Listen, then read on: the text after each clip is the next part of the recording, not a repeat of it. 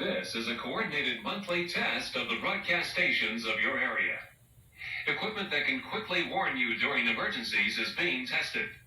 If this had been an actual emergency, such as a tornado or flash flood or a civil emergency warning, official messages would have followed the alert tone.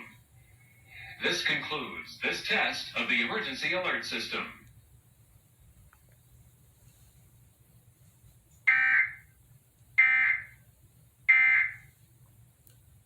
I haven't seen that color bar since the 43rd. That's weird.